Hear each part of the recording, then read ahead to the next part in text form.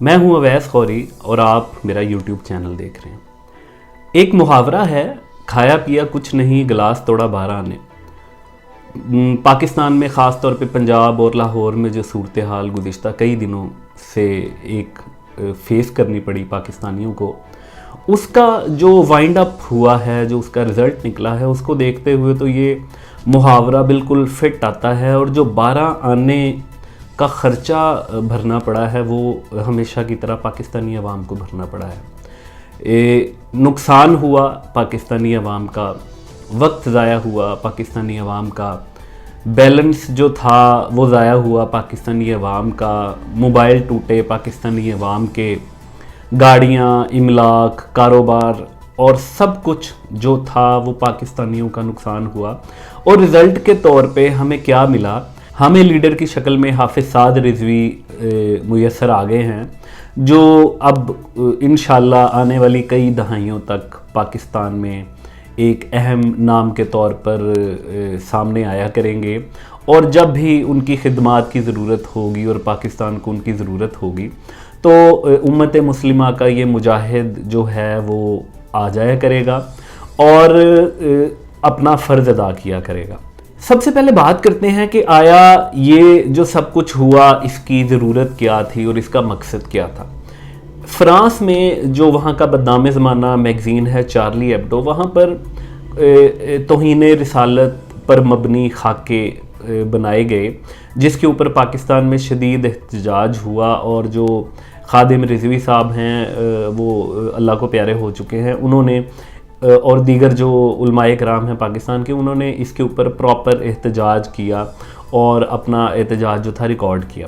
ہونا یہ چاہیے تھا کہ مسلم ممالک ایک پیج پر اکٹھے ہو کر فرانس جو ہے اس کے ساتھ احتجاج کرتے اور اس کے ساتھ پراپر ڈائیلاگ کیے جاتے کہ یہ جو آپ کے ملک میں آزادی اظہار رائے کے نام پر ایکٹ ہوا ہے، اس کی وجہ سے ہمارے ملک میں بہت زیادہ جو ہے وہ تشویش پائی جا رہی ہے اور اس پر بہت زیادہ ناراضگی کا اظہار کیا گیا ہے، لیکن ایسا کچھ بھی نہیں ہوا۔ اور اس طرح کے کئی ایکٹس ہونے چاہیے تھے جو نہیں ہوئے، تو ان پر بات کرنے کا کوئی فائدہ نہیں، لیکن ہوا یہ کہ اس معاملے پر پوری دنیا کے جو مسلمان ممالک ہیں وہاں پر راکھ پڑ چکی ہے، اور یہ معاملہ ایک دبا ہوا معاملہ ہے، لیکن پاکستان میں یہ معاملہ کئی بار اٹھ جاتا ہے جب اس کے اٹھنے کی ضرورت ہوتی ہے۔ یہ کچھ حکیمی قسم کا معاملہ لگ رہا ہے، تو یہ اس دفعہ جب پاکستان میں یہ معاملہ اٹھا تو حکومت اور جو تحریک لبیک، کل عدم تحریک لبیک ہیں، ان کے دوران مذاکرات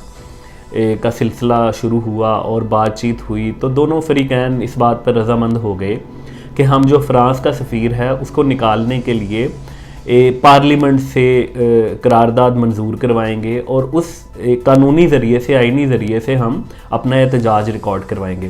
یہ گزشتہ سال نومبر میں ایک معاہدہ ہوا پی ٹی آئی اور پاکستان تحریک لبیک کے درمیان، تو اس کے بعد دوسرا جو معاہدہ تھا وہ اسی سال کے آغاز میں فروری میں ہوا، تو اس میں بھی اسی بات پر اتفاق کیا گیا۔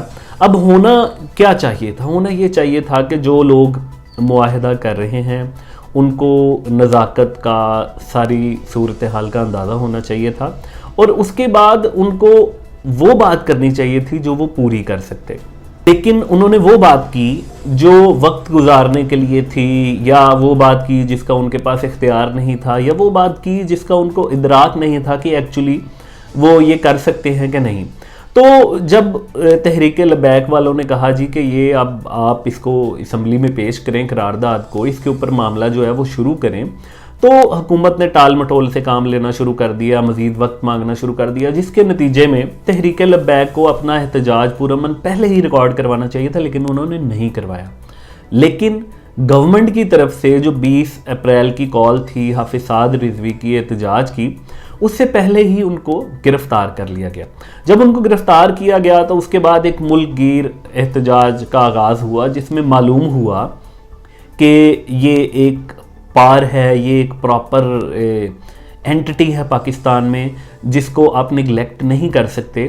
تو انہوں نے جب وہ روڈز پہ نکلے تو انہوں نے اپنا احتجاج ریکارڈ کروانا شروع کیا، تو اکثر مقامات پر، خاص طور پر لاہور میں رحمت اللہ عالمین مسجد جو ہے وہاں پر، اور उसके गिरदोनवा में जो धरने पर बैठे हुए थे लोग, उनके और पुलिस के दरमियान में झड़पें होना शुरू हो गई। अब जब झड़पें हुई तो वो झड़पें शिद्दत इख्तियार करना शुरू हो गई। उसके अंदर बहुत सी ऐसी चीज़ हैं जो मीडिया पर नहीं आई और मीडिया पर नहीं बताया गया। तो अगर नहीं बताया गया तो अभी वो बताने की ज़रूरत नहीं, जो बताया गया वही हम दोबारा रिपीट कर देते हैं जी कि तहरीक लबैक की तरफ से आला अफसर समेत पुलिस के 12 अफराद को यरगमाल बनाया गया और कोई 50 के करीब पुलिस की गाड़ियां तोड़ी गईं। और इस तरह का ये मामला जो शेख रशीद साहब ने अपनी प्रेस कॉन्फ्रेंस में भी सारी, तो जब ये सारा मामला हुआ तो दोनों तरफ से आग लगी हुई है। लेकिन अब आती है हुकूमत के किरदार की बारी। पहले आपने वो वादा किया जो आप पूरा नहीं कर सकते, उसके बाद आप कह रहे हैं जी कि रियासत ब्लैकमेल नहीं होगी। शेख रशीद साहब ने आकर कहा मीडिया के नुमाइंदों को कि कोई मुज़ाकरात नहीं हो रहे, ना ही कोई मुज़ाकरात होने का इम्कान है। लेकिन उससे अगले दिन ही उन्होंने फरमाया कि कई घंटे के मुज़ाकरात जो हैं वो जारी हैं, एक दौर हो चुका है, दूसरा जारी है, मामला जल्द तय होने वाले हैं, लेकिन रियासत की रिट कायम की जाएगी। अब रियासत की रिट ऐसे कायम हो रही थी कि जो कालअदम TLP है उसके पास पुलिस वाले ये रगमाली हैं और शेख रशीद साहब जो हैं और उनकी टीम जो है वो प्रॉपर उनके साथ बातचीत करने में मसरूफ़ है रियासत की रिट कायम करने के लिए। तो अल्टीमेटली रियासत की रिट ऐसे कायम की गई कि खान साहब आए TV स्क्रीन पर, उन्होंने अपनी तकरीर की, उन्होंने कहा जी कि हम फ्रांस के सफ़ीर को वापस नहीं भिजवाएंगे क्योंकि इस तरह बड़े मसाइल होंगे, वो हम गुज़िश्ता वीडियो में अपने बता चुके हैं। उससे अगले ही दिन वफाकी वज़ीर दाखिला शेख रशीद ने ऐलान कर दिया कि हम हंगामी इजलास बुला रहे हैं और कौमी असम्बली में हम करारदाद पेश करेंगे और उसके ऊपर फिर बहस होगी और फिर उसको मंजूर करवा कर फ्रांसीसी सफ़ीर को मुल्क से बाहर भेजो। अब अगर आपने मुतालबा ही मानना था, कौमी असम्बली का हंगामी इजलास ही बुलाना था, करारदाद ही पेश करनी थी, तो वो पहले क्यों नहीं की? अब उसके बाद क्या हुआ? उसके बाद ये हुआ शेख रशीद साहब ने एक बड़ी धड़ल्ले वाली प्रेस कॉन्फ्रेंस की। उन्होंने कहा जी कि हमने 699 जो हैं तहरीक लबैक के लोग जिनको हमने गिरफ़्तार किया हुआ था वो MPO के तहत थे और 4 शेड्यूल में उनको हमने रिहा कर दिया। अभी तहरीक लबैक के लोग और ख़ास तौर पर जो तहरीक लबैक के सरबराह हैं साद रिजवी साहब, वो अभी तहवील में रहेंगे क्योंकि उन पर पर्चा है और उन्हें FIR के तहत और उनको भी रिहा नहीं किया जाएगा। अब ये सारा जो मामला चला इसमें हुआ क्या? इसमें हुआ ये है कि अवाम का नुकसान हुआ, अवाम का माली जानी नुकसान हुआ। पाकिस्तान एक दफ़ा फिर दुनिया भर में तमाशा बना पाकिस्तान का कि पाकिस्तान में जो मजहबी तबका है वो किस किस्म का एक्ट कर सकता है, ये पूरी दुनिया में मजाक बना। हम इसको अभी उस तरह मजाक नहीं समझेंगे। उसके बाद क्या हुआ कि फैटफ जो है वो भी जब इजलास होगा तो उसमें भी ये मामला जो है ये ज़ेरे बहस आएगा कि पाकिस्तान में जो मजहबी जमातें हैं वो किस किस्म का रिएक्शन देती हैं और किस किस्म के हालात हैं पाकिस्तान में। हुकूमत को बार बार अपने मौक़िफ़ से पीछे हटना पड़ा। एक दिन एक बात करते थे, दूसरे दिन दूसरी बात करते थे। ऐसा लगता था कि जैसे स्टीयरिंग व्हील इनके हाथ में नहीं है या ये मन बुद्धि जो है वो खो चुके हैं, ये बावले हो चुके हैं, इनको कोई समझ नहीं आ रही थी। और अब ये कहा जा रहा है जी कि वज़ीर आज़म साहब जो हैं उनके जो मशीर हैं वो उनको गलत मशवरा देते हैं। जब भी कोई मामला आता है 3 सालों में, हर मौके पे जो वज़ीर आज़म साहब के मशीर हैं वो आकर उनको पागल बना के निकल जाते हैं और बाद में कहते हैं जी कि मैंने उनकी बात मानी और मुझे गलत टीम मिली और फलां। तो लीडरशिप जो है वो कहीं नज़र नहीं आई हुकूमत की सारे मामले में। रिज़ल्ट क्या निकला? रिज़ल्ट ये निकला है कि अब पाकिस्तान में हाफिज़ साद रिजवी साहब के नाम पे एक बहुत बड़े मजहबी नाम वजूद में आ चुका है।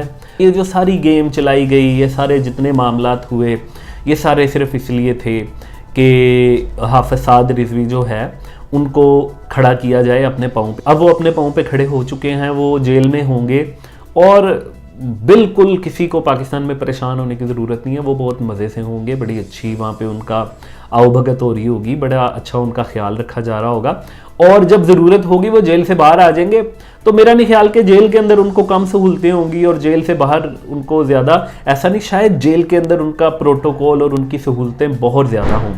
इसी तरह अगर आपको ये लग रहा है कि तहरीक लबैक कालअदम रहेगी, तो बिल्कुल कालअदम नहीं रहेगी। तहरीक लबैक जो है उसके ऊपर से भी कालअदम का जो है ठप्पा वो उतार लिया जाएगा।